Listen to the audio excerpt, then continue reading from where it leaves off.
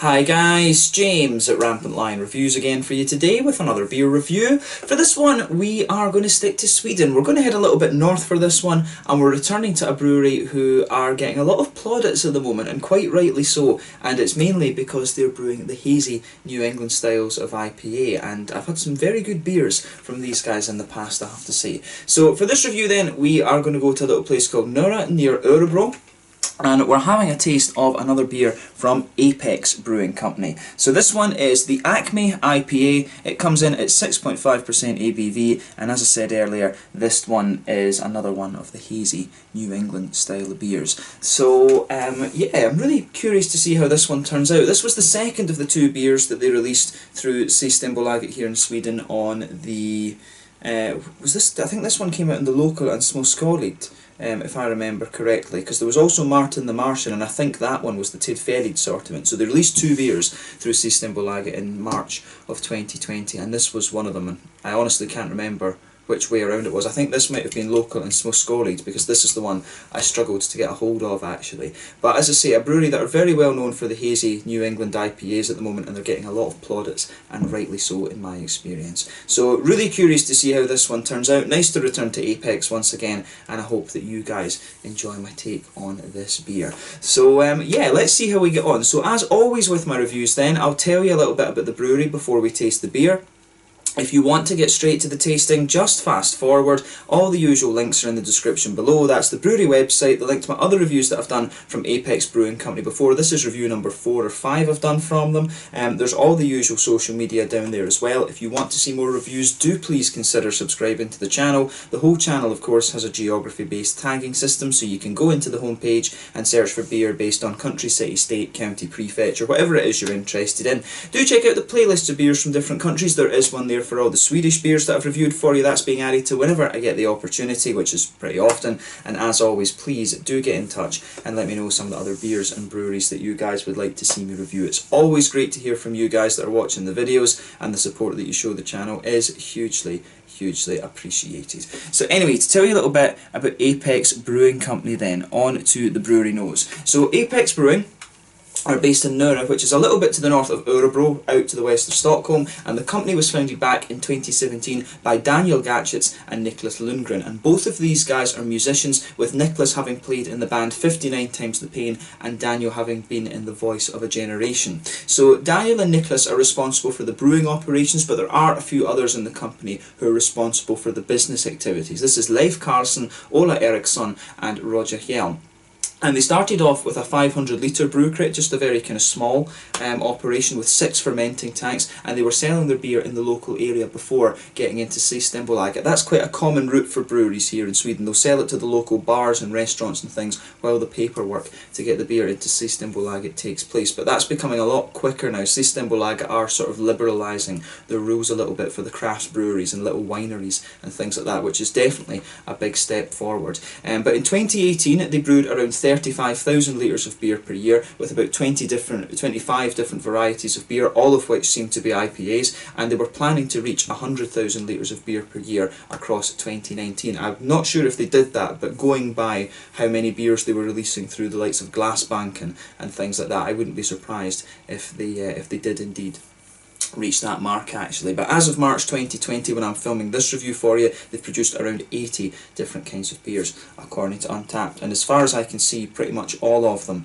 are the kind of hazy New England styles of IPAs. There's a number of collaborations been out recently. The last one you saw me review, the Martin the Martian, that was a collaboration with the guys from Interbra over in, are they from Brooklyn or Queens, I forget, but they're over in the New York area somewhere actually, and that's a brewery that I definitely will try to visit when I get over there in September, hopefully, if this whole virus thing is cleared up.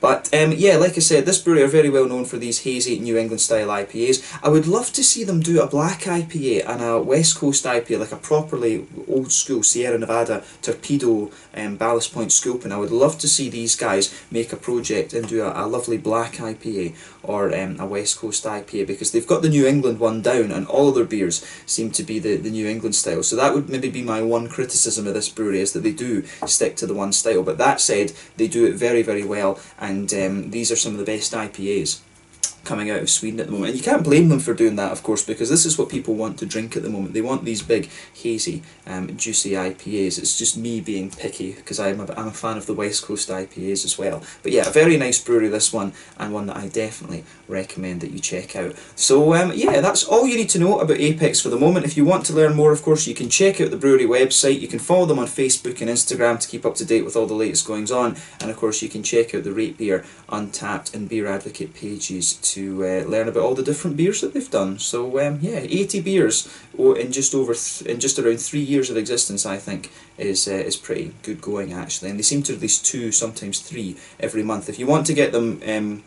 If you want to get the latest stuff from them, you probably have to buy them through Glassbank, and I very rarely order beer through there, because it's if you wait for Systembolaget for another month or so, you do get it for considerably cheaper actually. So yeah, keep that in mind.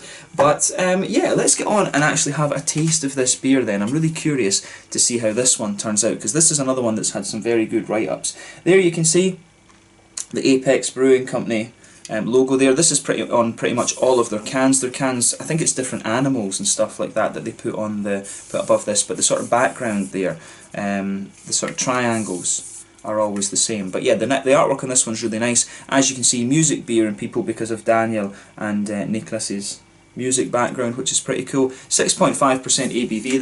This one apparently is hopped with Victoria's Secret, which is like the little brother of Galaxy LS, kind of pungent and lower alpha acid version of Galaxy essentially. It's got Mosaic and Citra in it as well, and the malt base is Maris Otter, Naked Oats and Torrefied Wheat, and the yeast strain is WLP 66 London Fog. So yeah, should be pretty damn good. It doesn't say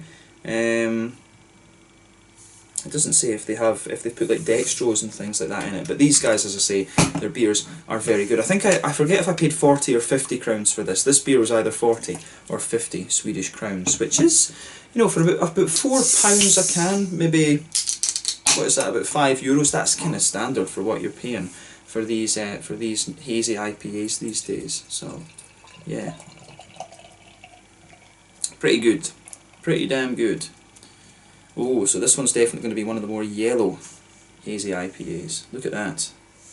Yes, so as you can see with this one, this is poured a lovely bright yellow colour there. Just look at that. This one's almost like just mango juice or something like that. It's a very, very bright yellow hazy colour you get out of this one. That's definitely one of the brighter New England IPAs that I've come across in recent times. You can see there's a solid 2/3 finger of a frothy white coloured head on this one. I would say it's a perfect white head rather than being creamy or anything like that. 1 or 2 big bubbles sticking towards the side of the glass, a few little ones going up towards the bottom of that head there, but you know, overall this looks pretty damn nice. If I put my fingers behind the glass, you can see this beer is pretty much completely opaque. There's very little in the way of light coming through this one, so yeah, it looks really, really nice. So yeah, let's take a closer look at that aroma then and see how we get on. Nothing overly surprising about this beer in terms of its appearance. Oh, that's really interesting. And I think this happened with the last beer that I had from them as well. I'm sure someone was commenting about this. This one, it really does smell, and this is strange because it's a London fog yeast. There's something about this beer, it actually just smells a little bit sort of farmhousey. It's got that woody, herbally, vegetally kind of thing going on in the background, and I'm sure I said the same about the Martin the Martian, because it surprised me as well. But then it didn't really come out like that in the flavour from what I remember. So this one really has that kind of herbally, vegetally, woody sort of backbone to it that you get from some of the more farmhousey yeasts. I mean, if we compare this to the American, the big four in America, if you like, it's a bit more like an Alchemist one. It smells more like an Alchemist IPA. These, I mean, the Heady Topper and the name of the other one's gone right out my head now. Oh no, the one in the black can. That'll annoy me now. But yeah, it's a little bit more like the kind of farmhousey New England IPAs that you get from Alchemist in terms of its aroma. I forgot about that. I wasn't that went completely out of my head. Since I reviewed Martin the Martian, but this one, it's nice, I like that. So yeah, it's got that lovely kind of farmhousey, vegetally kind of background to it. It really took me a bit of time to warm to that aroma. I always felt that it smelt like the inside of one of these recycling paper bags when you know, the food bags that you get. I always remember when I first encountered this sort of more farmhousey aroma in the IPAs, it really reminded me of, like, you know, the vegetable bags that you have to put in your recycling. But it's grown on me over a while, especially since I managed to get a hold of Heady Topper. But I really like how this goes together. Yeah, so you've got that kind of note to the beer. You definitely get a bit of the sweeter oaty creaminess out of it. You can pick up a little bit of the kind of astringency, bitiness of the wheat in there. And if I remember rightly, if it's anything like the Marsh in this one, it is a little bit more kind of bitey and wheaty to a degree, but it smoothens out later on with the more oaty creaminess. So yeah, the malt base and the yeasty characters in this beer are quite interesting. On the hoppy side of things, when it comes to the green side of the hops, for me it's got a nice kind of big floral aromatic note to it. It really leans towards that floral end of things on the green side of the hops. There's a wee bit of grassiness in there, but I would say definitely more a kind of floral aromatic kind of thing coming out of this one, which is good. So yeah, you've also got you've also got some nice juicy fruity kind of things in there, which is good, and I mean you would expect that from these hops. So for me, it's interesting this. I don't think it's the Victoria's Secret and the more pungenty tropical fruits that come out of this one for me, because when you've got Citra and Mosaic in there, you know, you expect a little bit of mango and you expect a bit of a kind of tangerine orange, but for me it's the kind of passion fruity, the slightly stronger passion fruity note from the Victoria's Secret that's coming out. As I said to you, the Victoria's Secret is a little bit like a sort of toned down version of the Aussie Galaxy. They're both Australian hops, right enough. But yeah, you get a bit of that passion fruity note in there. The more you smell of it and the more your nose opens up to it, you do get some of the lighter mango notes out of it. It's got a little bit of a kind of papaya type note as well. And you've got these, the Mosaic, you do get a wee bit of that out of it. In fairness, you know, you do get a little bit of the mosaic-y orange out of this, but in fairness, I think it really leans more towards the tropical end of things rather than the citrusy note. But I like the floral kind of side of beer, the floral side of this beer. All of the hops in this one are fairly high alpha acid, of course. I think Mosaic is like 14 and Citra is like 11 or 12, if I remember rightly, so quite a lot of bitterness from, or quite a lot of floral character from both types of hop in this one. So yeah, take a bit of time and just enjoy the aroma of the beer before you get stuck into it. But we're going to have a taste of this one now and see how we get on. So this one is the Acme IPA from Apex Brewing Company, ABC, in Nora to the north of Örebro here in Sweden. Let's get stuck into this one. Slange, skål!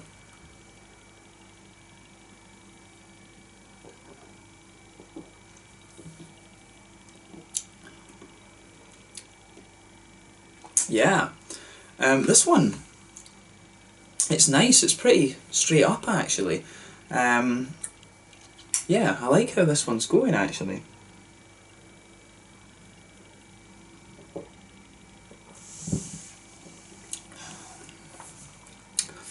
Yeah, this one is nice. I mean, I'll say straight away, thumbs up to Apex once again, you know.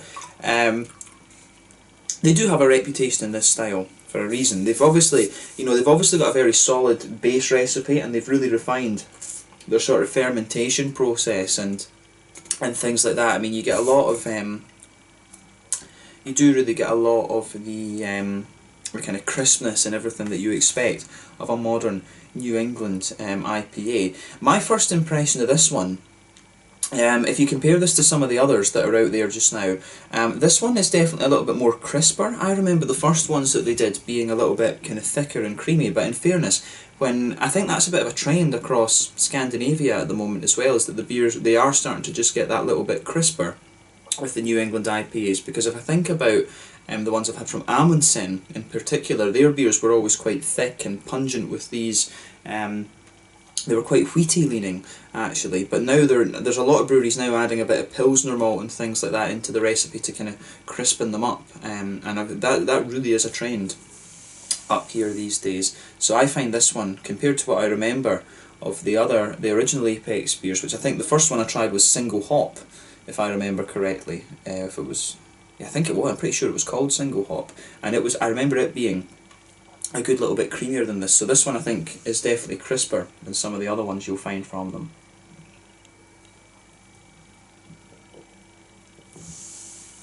But they've obviously gone through quite a bit of refinement with the brewing process and stuff, and they've got a very solid base recipe. I mean, at this point in time, they'll be playing around a little bit with the malts, and I would assume that, you know, they're changing the hops mainly. That's what they'll be doing for the most part, is just changing the hops and playing with hop combinations and things like that, which is always a good way to go. It'd be cool to see these guys do a little bit more work with the likes of New Zealand hops and some of the Slovenian ones as well, actually, the Styrian Wolf and the Styrian Dragon and things like that, because you get some beautiful oily, fruity qualities out of the Slovenian hops, but they're not produced in such a big volume, so they're quite difficult for breweries to get. But that would be an interesting point for Apex to try. But let's try and break the flavour of this beer down a little bit then. So straight away with this one, you can feel that nice kind of pale malty quality. That blankets the middle of your tongue.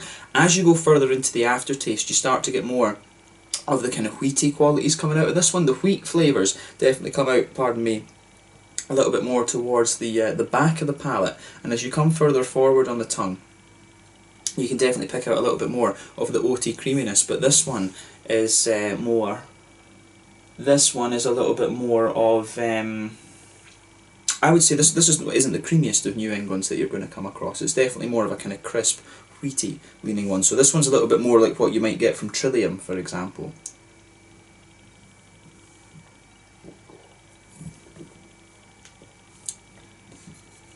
So yeah, I really like how this one goes together. This is a solid beer actually. If you go towards the back of the palate there, you will get a little bit of that crispness from.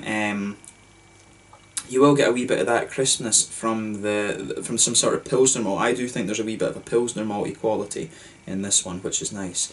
And you do that works out quite nicely. But the wheatiness, I think, smoothens out the further you go into the aftertaste. And as you go further forward, as I say, you get a bit of the oaty creaminess. It sweetens up a little bit the further you go into the aftertaste. And the very centre of your palate, you get a wee bit of that nice kind of biscuity quality out of the beer, which covers the booziness. But at 6.5%, you don't need too much of that in a beer like this. You just need a wee touch of it, and it comes out a wee bit more the further you go into the aftertaste. In terms of the hoppiness on the beer then, back corners of the palate there is a little bit of earthiness, which will be coming from the Mosaic. The Mosaic always gives you just a little bit of earthiness, and then as you come further forward along the side of the tongue, it gets a little bit more kind of floral and aromatic. It's not too big in terms of its bitterness, this beer actually. It strikes me as being very drinkable. I mean, it's just got the kind of right amount. But then as you go round the front curve of the palate, it changes to be a little bit more grassy, although you can detect little floral elements to this beer as well.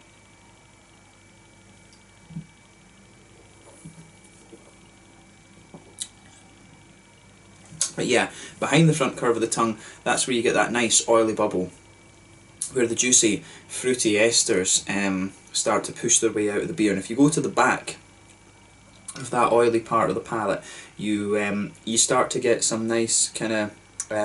You do get some of the darker tropical fruits out of this, which it'll be from a combination of the Citra and the Victoria's Secret in this one. So there is a bit of that darker kind of passion fruity note there. But as you come further forward, it develops to be a little bit more of a juicy mango. You will get a little bit of that kind of papaya,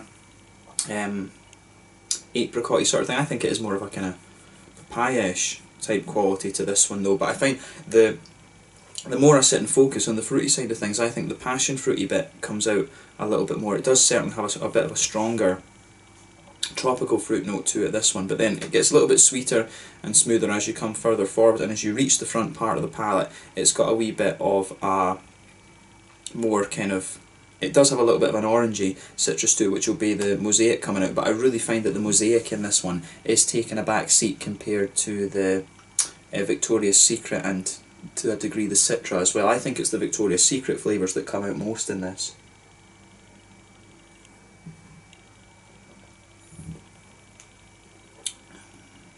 Yeah, there is, just pay attention to that wee bit behind the front of your palate. There is a wee bit of that mosaic-y, orangey kind of thing, but it does disappear I think, and it leans more towards the kind of tropical side of things for the most part, actually. But I mean, we can sit and debate the fruits all day. The main thing to take away is that this is another really nice New England IPA from Apex, and this is what we've kind of come to expect from this brewery. If I compare it to the other ones, and you know, is this one of the best ones they've done? It's really hard to say, because, you know, I've liked all of the ones that I've had from this brewery. I do think this one is a little bit crisper compared to the original single hop that I had. I think that they have gradually, the mouthfeel has got a bit more crisp over time. And it's just, you know, it is just kind of what you're used to these days. It's quite hard to think what the other ones were like and compare it to. And it really, when it comes to these Apex beers, you are always going to get a good IPA. There's not much doubt about that. It's really your own, it's all down to kind of personal preference. And I really couldn't tell you whether I like this one better than Martin the Martian or the single hop. I forget what the other one that I had from them was. You know, I really couldn't tell you that, but what I can tell you is that this is pretty damn good, and it's not surprising when you know the brewery. They've done a nice job of this, so we'll just say thumbs up to Apex Brewing on this one, and I'll need to keep trying the beers that they're releasing, because quite rightly they've built a reputation for themselves in this style over the last little while. So yeah, these beers, these guys are a little bit lesser known compared to some of the other breweries, I guess, apart from within Sweden. So for those of you outside of Sweden, if you think of the likes of Brewski or Dugges and Stigbergets, the beers that these guys are producing, OO Brewing as well, these beers, these IPAs are at the same level as the beers that you'll get from them, Omnipojo up in Stockholm as well. These guys are on that level when it comes to the New England IPAs, in my opinion. So if you get the chance to try these and you're outside of Sweden, you're in for a treat with the Apex Brewing Company beers. So yeah, try them for yourselves. In terms of the mouthfeel with this one then,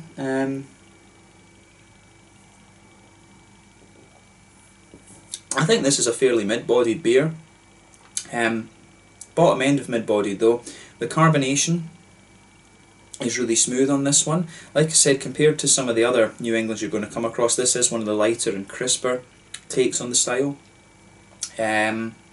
which I do like. It does have a bit of degree of smoothness to it, and I can feel a few of those farmhousey flavours sort of creeping out of this one. There's a little bit of a woody, kind of grainy, vegetal, the sort of rye-ish undertone to this beer the further you go into the aftertaste. I didn't really notice that before, but at the back of the palate you will start to notice that pushing its way out. But yeah, really overall it's quite a smooth one and crisp one in terms of its mouthfeel.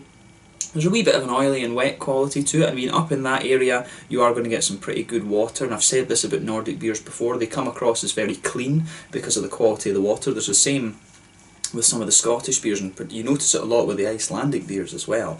But yeah, the mouthfeel in this beer is really nice. Quite a crisp, one of the more crisp New England IPAs you're going to come across, but has a nice smoothness to it. In terms of the hoppy bitterness, I like this one. I think this is about 30-ish IBUs. I'd be very surprised if it's more than that. It could be 40 at a push, but I think we're sort of talking the standard 30 there. Malt base is very smooth. There's a wee touch of sweetness to it, and you've got some lovely, quite juicy fruitiness to this one. It's not an oily fruitiness out of this, it is more juicy, leaning towards that kind of tropical end of the spectrum. But yeah, overall a really, really nice beer, and I'm glad that I was able to review this one for you here. So I hope you guys have enjoyed my take on it, and let's leave it at that. This one was the Acme IPA at 6.5% from Apex Brewing Company in Nora, just to the north of Örebro, out to the west of Stockholm here in Sweden. Thank you again for watching my beer reviews. Until the next time, please like, subscribe, share, all the usual YouTube stuff. Let me know your own thoughts on this beer in the comment section below. Let me know your favourite beers are. Getting a bit of gas from that. Let me know what your favourite beers are